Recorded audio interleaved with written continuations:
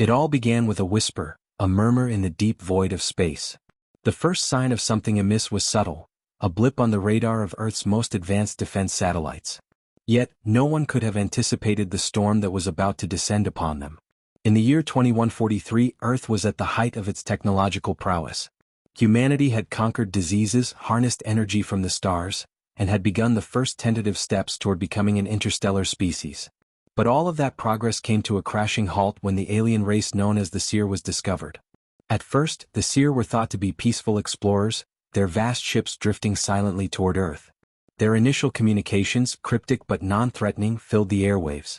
Scientists hailed the encounter as the dawn of a new age, a moment that would unite humanity in the shared wonder of an intergalactic alliance. But that hope was fleeting. The Seer's true nature revealed itself swiftly, and it was not one of peace. In a flash, Earth's skies were darkened with Seer warships. Their technology far outstripped anything humanity had ever dreamed of, and their invasion was swift and brutal. Entire cities were razed to the ground in a matter of days, their buildings reduced to ash and dust by weaponry that humans couldn't even comprehend. In a desperate attempt to save what remained of the planet, the world's military forces rallied together, forming an alliance known as the Earth Defense Coalition (EDC). But against the overwhelming might of the Seer, the EDC was little more than a speed bump in the path of annihilation.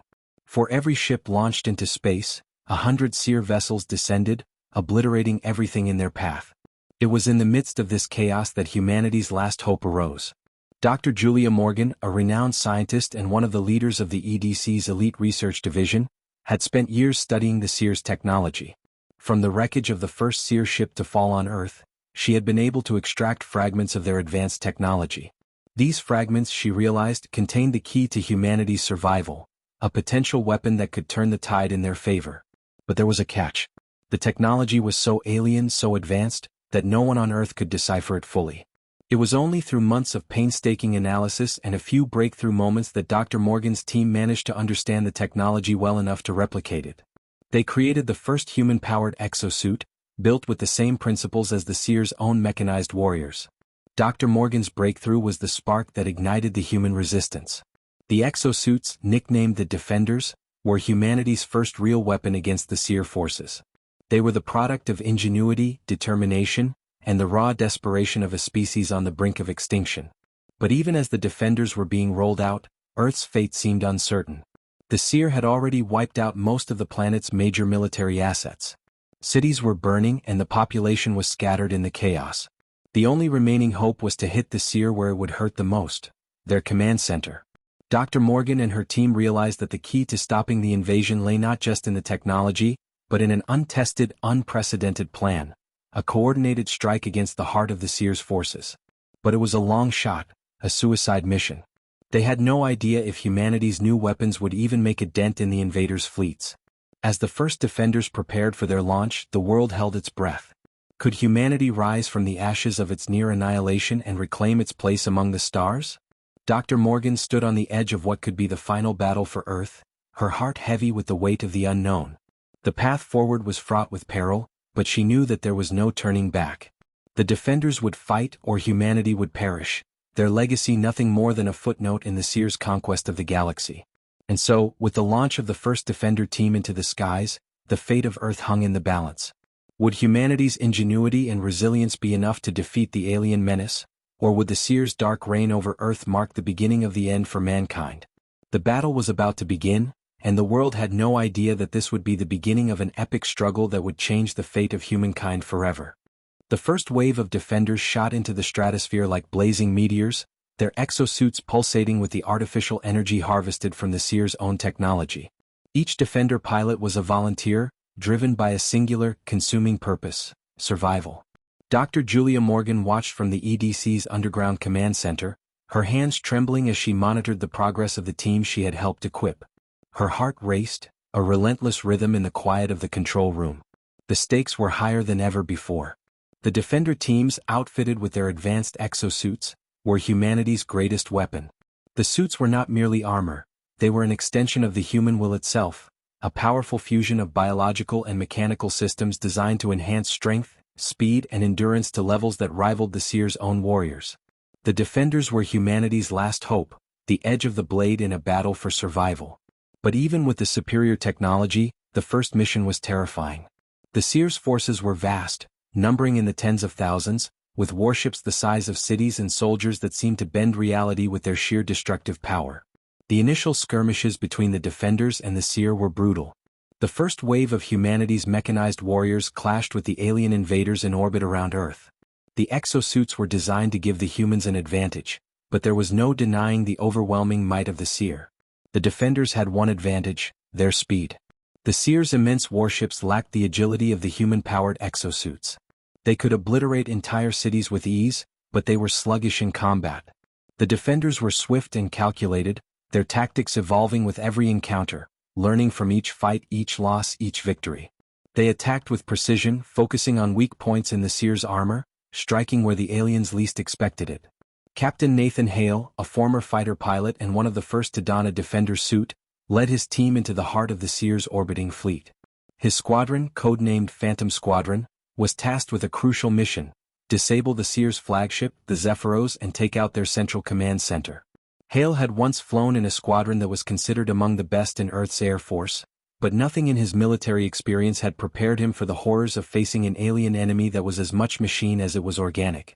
As Phantom Squadron launched into battle, Hale's nerves were steady, his eyes focused. This wasn't just a mission, it was personal. The loss of his family in the initial wave of the invasion haunted him, and the faces of his fallen comrades pushed him forward. His squadron had survived the initial skirmishes, but now they were about to face their toughest challenge yet. "Lock on targets," Hale ordered, his voice calm but filled with determination. "We need to hit their engines, take out their propulsion system. We can't let them retreat or reinforce their fleet." The battle was savage, and the defenders, though skilled, were outnumbered. Explosions rocked the vacuum of space as the two forces collided. For every Seer ship that was destroyed, two more seemed to take its place.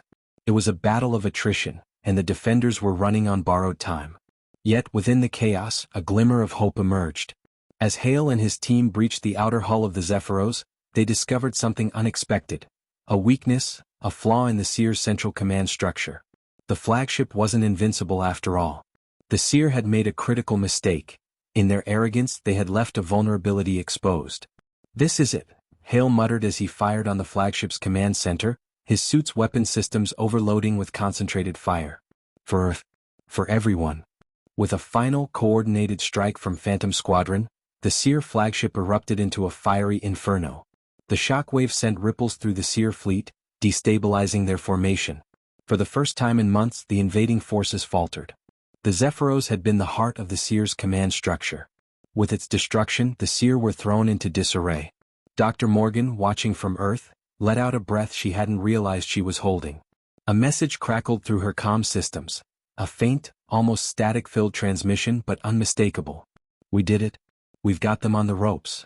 The defenders had scored their first major victory, but the war was far from over. The Seer were resilient and they would regroup. But this was the turning point, the moment when humanity, against all odds, proved that it was capable of fighting back. The question now was whether Earth could hold its ground before the Seer retaliated in full force. The atmosphere on Earth began to shift. The victory over the Seer flagship ignited a spark of hope among the human population. The first signs of a unified resistance movement began to take shape, as survivors, soldiers, and civilians alike rallied behind the defenders. The message was clear: humanity would not go down without a fight. But as the war shifted in humanity's favor, new, darker challenges loomed on the horizon. The Seer were no longer just an invading force, they were a wounded, vengeful enemy. The question now was not if humanity could win, but whether they had the strength to endure the inevitable retaliation. The battle for Earth had just begun, but humanity's first victory was a double-edged sword. With the destruction of the Zephyros, the heart of the Seer command structure, the invaders were disoriented and momentarily vulnerable. However, such a blow would not go unanswered. In their unrelenting nature, the Seer would take swift, brutal retribution, and Earth was not prepared for what came next. In the months that followed, the Seer regrouped, their warships reforged and their strategies refined. They had underestimated humanity's resilience, and their mistake had cost them. But they would not make the same error twice. The Zephyros was just one flagship, one part of a larger, more insidious force that had been waiting in the shadows. The Seer retaliated with a fury unlike anything Earth had witnessed. A fleet of warships, massive and almost impossible to comprehend, descended upon the planet. Unlike their previous tactics of orbital bombardment and ground assault, this time, they brought a weapon so terrifying that it made Earth's defenses seem like toys. The Seer unleashed the Abyssal Wave, a network of weapons designed to shatter Earth's very core. It was a weapon of such power that it could manipulate the planet's seismic forces, triggering earthquakes of unimaginable magnitude. The first shockwave hit the Pacific Ocean, sending ripples across the entire globe. The ocean receded in a terrifying, unnatural silence before crashing back in a monstrous tsunami that wiped out entire coastal cities in seconds. As Earth's population struggled to recover from the initial devastation, the Defenders and the Earth Defense Coalition (EDC) launched a series of counterattacks. But the Abyssal Wave was just the beginning. The Seer began to target the planet's most crucial infrastructure: satellite systems, power grids, and communication networks. It seemed as though the very foundation of civilization was being torn away, piece by piece. Dr. Julia Morgan was working tirelessly in the EDC's underground bunker, analyzing the remnants of the Zephyros and the Seer's other ships for weaknesses. She knew that Earth's survival now hinged on one thing: finding a way to stop the Abyssal Wave before the Seer could use it to collapse the planet entirely. But there was no time. As the oceans churned and massive cracks appeared in the Earth's crust, the Seer began launching new, more devastating assaults. In a final, brutal move, they began to deploy their annihilator beams, direct energy weapons capable of leveling entire continents in a single blast. The once unshakable confidence in Earth's victory began to fade. The world's defenses were buckling under the unrelenting assault. The global coalition of nations, already fractured by the initial chaos of the invasion, struggled to maintain a unified front against an enemy that seemed to anticipate their every move. In the skies above, the defenders were scattered, fighting tooth and nail to hold their ground. Captain Nathan Hale, who had once been a leader among his squadron, now found himself leading the charge against impossible odds. Phantom Squadron was no longer a small team. Its ranks had swelled with new recruits from the surviving human forces, all eager to fight for a future that was slipping further from their grasp. "We can't keep up like this," Hale muttered as he observed the destruction below. "We're outnumbered, outgunned, and running out of time." Yet even in the face of overwhelming defeat, Hale and his team found a shred of hope. During a daring assault on a Seer refinery, they stumbled upon a hidden research facility, one of the Seer's secret projects that had remained undetected by the EDC's reconnaissance. Inside they found something that could change the course of the war, a prototype weapon capable of neutralizing the Abyssal Wave. It was a device called the Solstice Core, a weapon powered by solar energy, capable of destabilizing the Seer's seismic manipulation technology. However, there was a catch. The Solstice Core was incomplete. It required a rare element only found in the heart of a dying star to function. This element, known as erythium, was the missing key, and its extraction was a nearly impossible task. The nearest known star to Earth, Tau Ceti, was on the brink of collapse, and the window to obtain the erythium was closing fast. Hale's squadron was tasked with a perilous mission: to journey to Tau Ceti and recover the erythium. But the journey itself was fraught with dangers, as the Seer had begun deploying ships to patrol deep space, preventing any escape from Earth's atmosphere. Phantom Squadron, now joined by other brave souls, was Earth's last hope.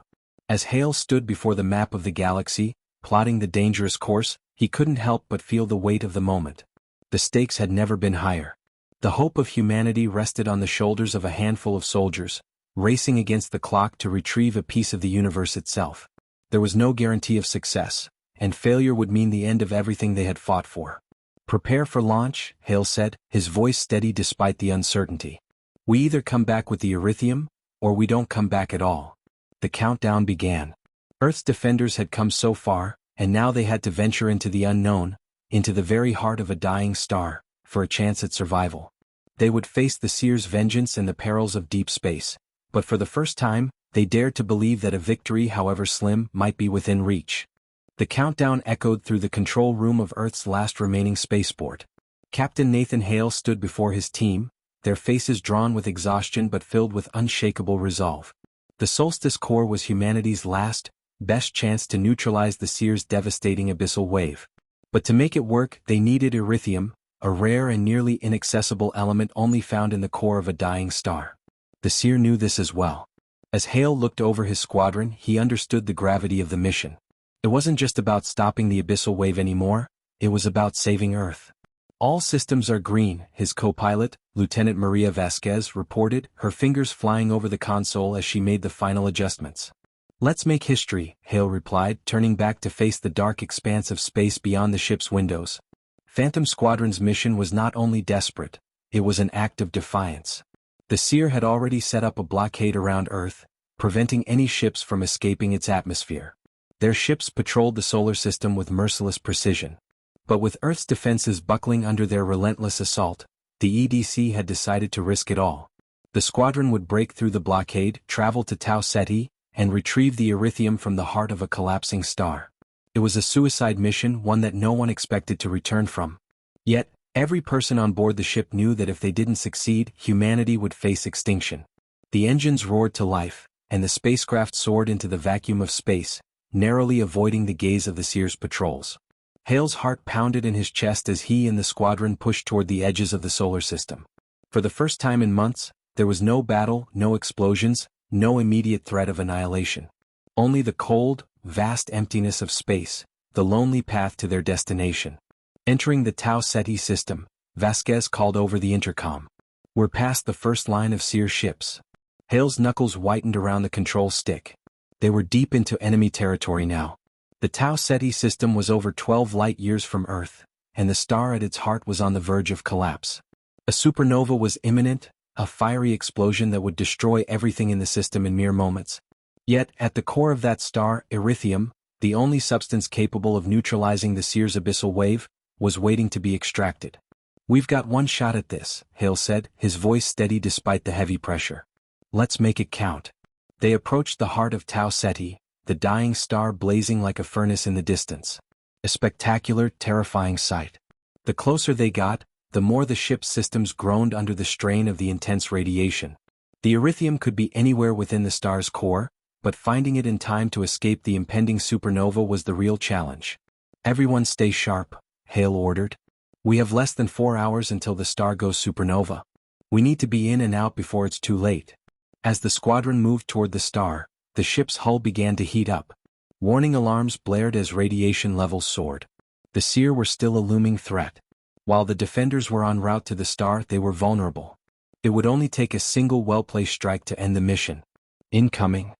Vasquez shouted as a fleet of Seer ships appeared on their sensors, moving swiftly toward them. "We have to push through," Hale gritted his teeth. "We can't afford to fight them now." The squadron engaged evasive maneuvers, dodging the Seer's laser blasts and energy beams as they sped toward the core of Tau Ceti. Each moment was a delicate balance of daring piloting and sheer luck. Hale's pulse raced as he narrowly avoided a deadly volley of plasma fire, while his fellow pilots, their exosuits shining in the void of space, fought to clear their path. Despite their best efforts, the Seer were relentless. They knew what the humans were after. With every passing minute, the Seer grew more desperate, launching their full arsenal in a last-ditch effort to stop them. Explosions erupted around the squadron, debris from shattered ships spinning off into the dark. But Hale's focus remained on the star, the beacon that was their only hope. As they neared the star's core, the intense radiation began to warp the ship's sensors. The team had to rely on their instincts and the coordinates Dr. Julia Morgan had provided to pinpoint the location of the Erythium, a small sliver of matter that could be the key to humanity's survival. The star's core, a fiery sea of plasma, was a chaotic and unpredictable environment, but with their timing almost perfect, the squadron made their descent into the heart of it. "We're almost there," Hale said, his voice tight with concentration. "Everyone prepare for extraction." In a desperate final maneuver, the ship dived straight into the heart of the star, locking onto a thin filament of Erythium that glowed like a diamond amidst the flames. The temperatures were beyond anything human technology had encountered, but the ship's hull held together, and Hale's hands gripped the controls with the intensity of a man who knew that failure meant the death of everything he loved. Then the unthinkable happened. A massive surge of energy from the star's unstable core shook the ship. The squadron's shields flickered under the pressure as a wave of intense radiation washed over them. The Erythium was within their grasp, but the star was collapsing faster than anticipated. The countdown to supernova had begun. "We've got what we came for," Vasquez shouted over the comms. "Now let's get the hell out of here." But the escape wasn't going to be easy. The Seer, realizing the humans had succeeded, launched a final all-out assault to prevent them from escaping the star's gravitational pull. Phantom Squadron fought back with everything they had, while Hale navigated the ship toward the exit, toward Earth. The seconds stretched on like hours, and with a final burst of speed, they broke free from the collapsing star, the Erythium in hand. But as they turned to head back to Earth, a bright flash of light erupted from the heart of Tau Ceti. The supernova had begun. "Hold on!" Hale shouted, slamming the throttle to maximum. The ship lurched forward as the shockwave of the star's explosion tore through space. They had only one chance to survive the blast.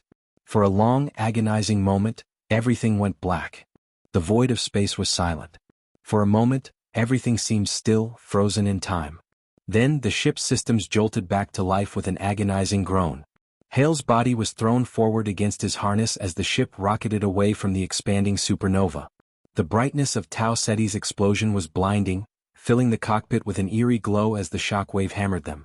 "Status report," Hale shouted, his voice hoarse as he wiped a trickle of blood from his brow. His vision swam from the force of the explosion, but his focus remained razor-sharp.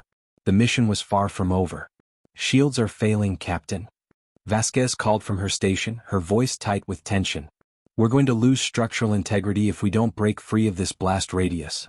Hale gritted his teeth, forcing himself to ignore the physical toll of the explosion. They had Erythium, but their escape was anything but guaranteed. The shockwave was traveling faster than they could outrun it, and the ship's hull was already beginning to show signs of stress. His mind raced as he tried to plot a course that would get them out of the blast zone and back to Earth in one piece. "We need a stable gravity well," Hale muttered, fingers flying over the console. "There's nothing out here for light years but, wait. There." He pointed toward the distant shadows of a nearby nebula. A massive black hole was visible in the distance, an impossible force that would tug at them with the gravitational might of the cosmos itself. It was their only hope. "Vasquez, calculate the trajectory," Hale ordered. "We're going to use the black hole's gravity to slingshot back to Earth. It's our only shot." The nebula, vast and dangerous, was their salvation, and also their potential doom. If they miscalculated, they could be pulled into the event horizon, and that would be the end of everything. But with the supernova shockwave bearing down on them, there were no better options. With Vasquez at the helm, the ship began a perilous arc toward the black hole's event horizon. The nebula shimmered in shades of violet and blue as the ship's engines roared to life, pushing them toward the swirling mass of darkness. The team held their breath as the ship crept ever closer to the edge of the gravitational abyss. "Adjust course by 0.02 degrees, Vasquez instructed, her hands shaking as she made the final adjustments to the ship's trajectory. Seconds later they were plunged into a race against the laws of physics. The ship screamed through the space-time fabric, the gravitational pull of the black hole accelerating them toward Earth at an unimaginable speed. The ship's hull groaned under the strain, the viewports shaking violently as they passed the event horizon. The shockwave from the supernova caught them just as they made their final push, hitting them with a wave of radiated energy that pushed their systems to the brink. The ship rattled violently as if it were a fragile leaf caught in a cosmic storm. Then, as suddenly as it began, the turbulence stopped. For a moment they were weightless, floating through the calm of space, bathed in the faint glow of distant stars. The alarms were silent. The instruments read a stable trajectory, and the pain of the previous hours melted into the surreal calm. "We did it," Vasquez said quietly, her voice almost in disbelief. But Hale wasn't so quick to celebrate. The black hole's gravity had sent them on a direct course back toward Earth, but their time was still running out. They had no idea if the seer were aware of their approach or if Earth had even survived the continuing onslaught of the abyssal wave. All he could think of was getting the Erythium back to Dr. Morgan and the EDC before it was too late. "Prepare to re-enter Earth's atmosphere," Hale said, eyes narrowed as he checked the final system's readouts. "We don't have long." As they entered the outermost layers of Earth's atmosphere, the ship began to burn from the intense friction. Fire streaked across the hull, and the ship vibrated violently, but Hale held his grip steady, guiding the ship back through the thickening air. His pulse quickened. Every moment now counted. "We're being tracked," Vasquez exclaimed, her voice filled with urgency. "Seer warships inbound. They must have detected the black hole's disturbance." "How many?" Hale asked. "At least 5, no 6, she replied. "They've locked onto our heat signature. We're too close to Earth to outrun them." Hale's mind raced. There was no escaping the incoming fleet now. The Seer were closing in fast and Earth was on the verge of total collapse. Humanity's last hope for survival was this single fragile chance to deliver the erythium to Dr. Morgan. Then it's time we finish this, Hale said, his voice resolute. Vasquez punched through the atmosphere. We'll use the orbital defense stations to shield us. Understood, she responded, her fingers moving swiftly over the controls. The defenders had fought tooth and nail to reach this point. Now they would fight until the very end. As the ship barreled toward Earth, they were met with a deadly barrage of sear fire. The atmosphere crackled as energy beams lanced through the air, obliterating nearby buildings and shaking the planet's surface. But the squadron fought back. The remaining members of Phantom Squadron engaged the seer ships in a deadly dance of fire and steel. While Hale guided their ship through the fiery chaos of Earth's atmosphere, the defenders on the ground coordinated with the EDC, launching counterattacks against the invaders' landing forces. The battle for Earth was entering its final, decisive phase. With a sudden, sharp jolt, the ship slammed into the ground, the impact throwing Hale against his seat. He gasped for breath as the world spun around him, but he didn't need to look up to know they had made it. They were back on Earth, alive. The erythium was in their hands and the defenders were ready to make their stand. But as Hale stumbled out of his seat, a voice crackled over the comms. Captain Hale, this is Dr. Morgan. You've made it. Now we need you here. The final weapon is ready, but the Seer have one last trick. They're about to deploy their ultimate weapon to finish us all off. You need to get the erythium to the lab. It's time to end this war. Captain Nathan Hale's heart raced as he sprinted toward the airlock, the erythium safely stowed in a secure compartment. The battle outside was escalating, massive energy blasts lighting up the sky, the thunderous echoes of war reverberating through the Earth. The Seer had breached Earth's atmosphere, and their final weapon was close to activation. Hale knew this was it. The last chance for humanity to survive. The airlock hissed as it opened, revealing the chaos outside. Phantom Squadron had made it to the planet's surface in one piece, but there was no time to admire the victory. The warships still hovered above, their ominous presence casting shadows over the beleaguered cities below. The EDC forces, though battered, were putting up a fierce resistance, but the Seer were relentless. Their ground forces had begun to swarm the cities, overwhelming the defenders with overwhelming numbers. Dr. Julia Morgan's voice crackled over the comms again, cutting through Hale's thoughts. We've completed the first phase of the Solstice Core, but we need the erythium to finalize the process. It's the only way we can disable the abyssal wave and neutralize the Seer's assault. But we're running out of time, Hale. The Seer are activating their ultimate weapon. If we don't stop it, Earth will be destroyed. Hale nodded grimly. His team had pushed through hell to retrieve the precious element from the heart of a dying star. Now they had to ensure it wasn't all in vain. He turned toward Vasquez, his co-pilot, who was already sprinting alongside him. Stay sharp, Vasquez. We're going to make it to the lab no matter what. They ran through the war-torn streets, dodging debris and collapsing buildings, their boots thundering against the cracked pavement. Above, the skies were streaked with explosions and gunfire as the Seer's assault on Earth raged on. The energy beams from their ships sliced through the clouds, cutting massive rifts in the atmosphere. It was clear that this was their last push. They would either crush Earth or be forced to retreat. As they neared the underground facility where Dr. Morgan was working, a massive tremor shook the ground. The abyssal wave had struck again, the tremor rippling across the planet's crust with such intensity that entire city blocks crumbled into the Earth. Hale barely kept his footing, grabbing Vasquez's arm as the ground buckled beneath them. We've got to hurry. Vasquez shouted over the roar of the tremor, eyes wide in fear. If we don't get that erythium to Morgan soon, we'll lose everything. The ground shook again and a loud crack reverberated through the air. A Seer warship, its ominous shape silhouetted against the flames, descended through the smoke-filled sky. It was the size of a city block, bristling with energy weapons, and it was heading straight for them. This is it, Hale muttered, his hand gripping the erythium tightly. We either make it or we don't. They burst through the doors of the underground lab, where Dr. Morgan and her team were waiting. The lab was a stark contrast to the chaos outside. Neon lights flickered above, casting a pale glow on the rows of complex machinery. The walls were lined with data readouts, screens flashing critical information as the technicians scrambled to make final adjustments. Dr. Morgan stood by a large, metal device, an intricate matrix of solar panels and energy cores. The Solstice Core. Captain, she called, rushing forward. You made it. Thank God. We've got the erythium, Hale said, his voice strained. But we're running out of time. How long until the weapon's ready? We can finalize the weapon's activation now that we have the Erythium, but it's going to be close. The Seer's main assault ship is preparing to fire their annihilator beams any second now. Once those beams hit, it's over. Then let's make sure they never get the chance, Hale said, handing the Erythium over to Morgan. Do whatever it takes, Document. We're counting on you. Dr. Morgan nodded and quickly integrated the Erythium into the Solstice core, the machine humming to life as it absorbed the energy. The readouts on the screen surged with power, but the countdown was already ticking. Time was slipping away.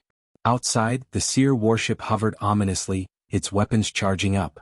The annihilator beams were nearly ready to fire, and with each passing second, the city outside seemed to be on the brink of annihilation. The ground shook once more, this time with the force of an incoming missile strike. A second, larger Seer warship appeared, reinforcing the first. It was clear, they weren't going to let Earth escape. We don't have much longer, Morgan said, her voice strained as she continued working furiously. Just a few more seconds.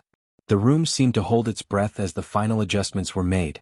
The Solstice core glowed brighter, the energy swirling within it almost tangible, as it prepared to release its devastating pulse. We're locked onto the Seer warships, one of the technicians called out. The Solstice core is ready to fire. Do it, Hale shouted. With a single command, Dr. Morgan activated the Solstice core.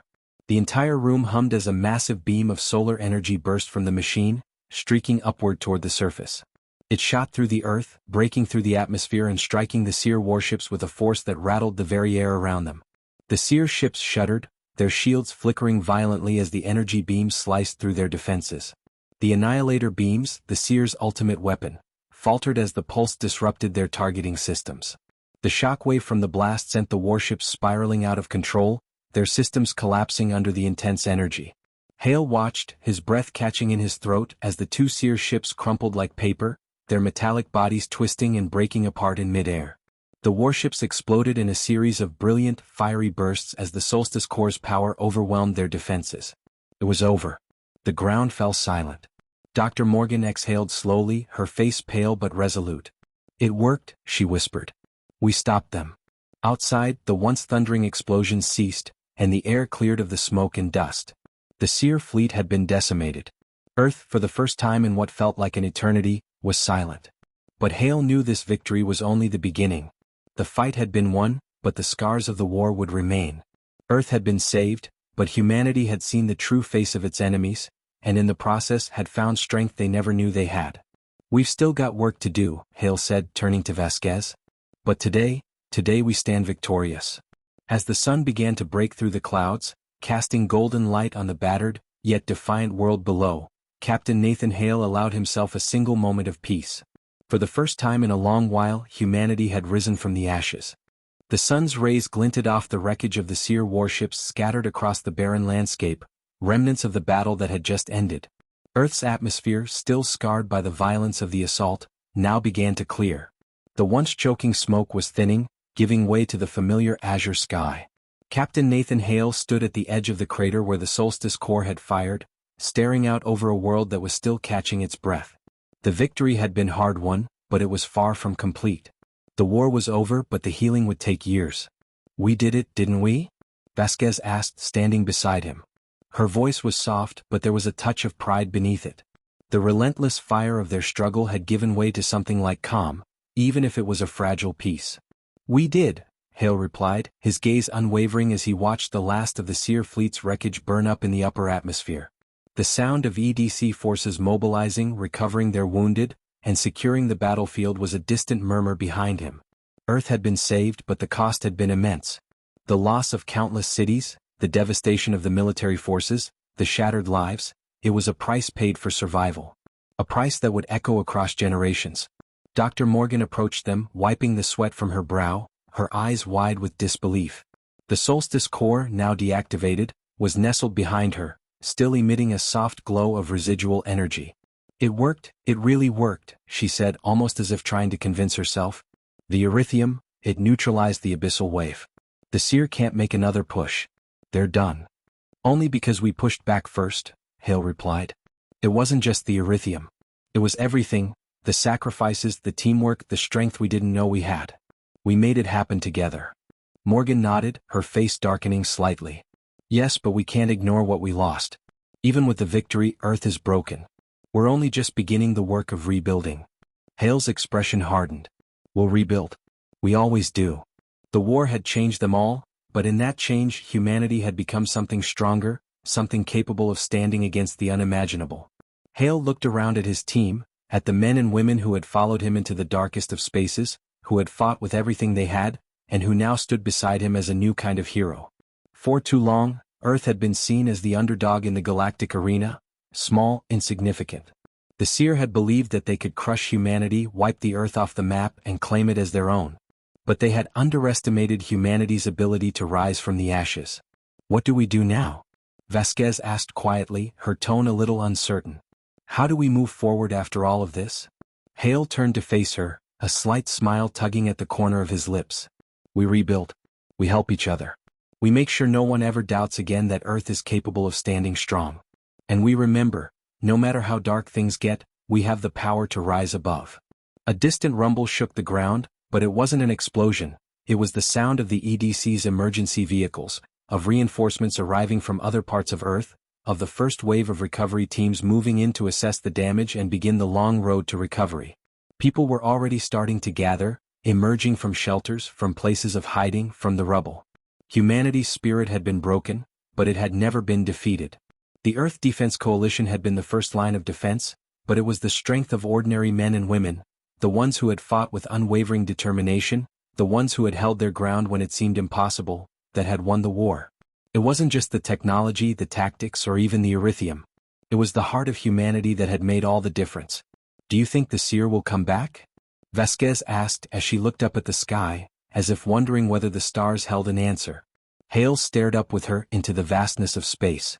The stars had once seemed so distant, so unreachable. But now they didn't feel so far off. There would be no more blind trust in the peacefulness of space. Humanity had made its mark, and the Seer had learned that Earth would not kneel. They'd learned that humans born of ruin would rise again. I don't think they'll come back, Hale said, his voice steady. Not like they did before. But the universe has a way of testing its survivors. We'll be ready for whatever comes next. Dr. Morgan, hearing his words, stepped closer. We have our work cut out for us. It's not just about rebuilding Earth. It's about preparing for the next challenge, whatever it might be. Then let's get started, Hale said. He turned and began walking toward the recovery team. He didn't look back. Earth had won. Humanity had survived. And they would rise stronger from the devastation. The battle had been fierce. The cost high. But in the end, it was Earth's resilience that had shaped its future. And now, as the stars twinkled above and the fires of war finally smoldered to ash, humanity could begin anew. The future was uncertain. The next war, the next enemy was unknown. But one thing was clear, humanity had risen from the ruins of its darkest hour, and nothing could break them again. They were born of ruin. They had risen above. And they would continue to rise for as long as the stars burned in the sky. The end.